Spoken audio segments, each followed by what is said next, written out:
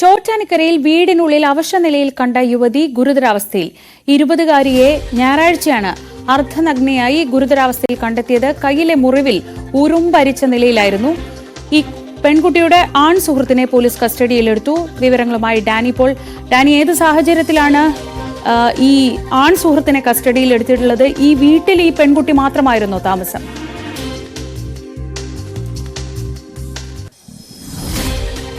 ശ്രീജ, ചോറ്റാനിക്കരയിൽ ഇവിടെ ഈ പെൺകുട്ടി അമ്മയോടൊപ്പമായിരുന്നു. പിതാവ് നേരത്തെ മരിച്ചിരുന്നു.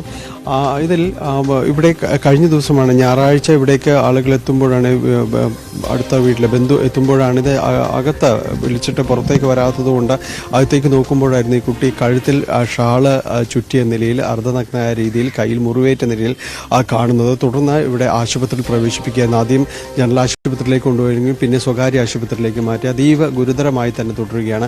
ഈ പെൺകുട്ടിക്ക് വലിയ രീതിയിൽ തന്നെ മുറിവേറ്റിട്ടുണ്ട്. ഇതിൽ മർദ്ദനമേറ്റ പാടുകളുണ്ട്.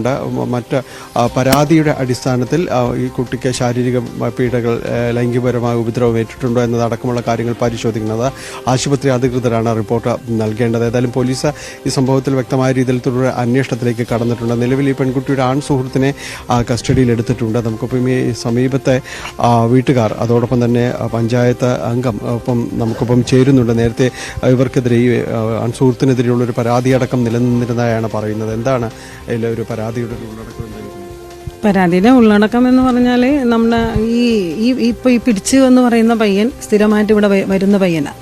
പലരും അവനിവിടെ കൊണ്ടുവന്നാക്കാൻ വരാണ്ടെന്നാണ് പ്രദേശവാസികൾ പറയുന്നത്. അപ്പോൾ ഒരു മാസത്തിന് മുമ്പ് ഒരു മാസം കഴിഞ്ഞ 3-ാം തീയതി ഇവിടെ ഒരു പയ്യൻ ജോലി കഴിഞ്ഞ് വന്നപ്പോൾ ഈ പയ്യൻ വണ്ടി വട്ടം വയ്ക്കുകയും വണ്ടി മാറ്റി എനിക്ക് പോകണമെന്നുള്ള രീതിയിൽ സംസാരിക്കുകയും ചെയ്തപ്പോൾ ഇവനായിട്ട് കയർക്കുകയും കോർക്കുകയും ചെയ്തപ്പോൾ ഇവിടെയുള്ള മറ്റ് ഒരു 3-4 പേര് കൂടി ചെന്നു.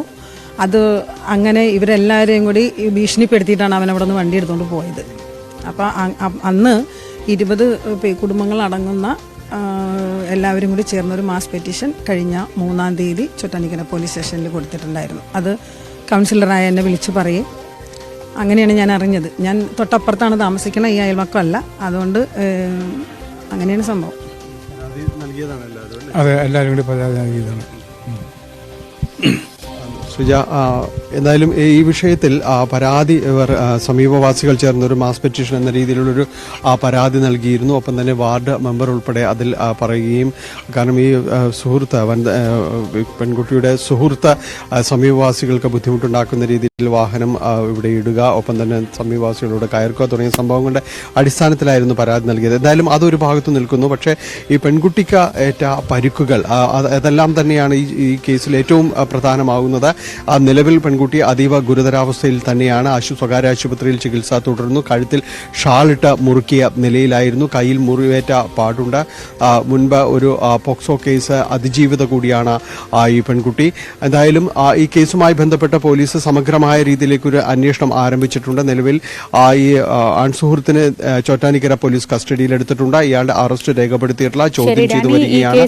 എന്താണ് നിർണായകമായ വിവരങ്ങൾ ഇനി പുറത്തു വരണം. ഈ ആൺസുഹൃത്ത് കസ്റ്റഡിയിലുണ്ട്. അയാളിൽ നിന്ന് തന്നെയാണ് വിവരങ്ങൾ ലഭിക്കേണ്ടത്. എങ്ങനെയാണ് ഈ കുട്ടിക്ക് ഇത്രയേറെ ഗുരുതരമായ പരിക്കുകൾ ഏറ്റത് എന്നതൊക്കെ അറിയേണ്ടിയിരിക്കുന്നു.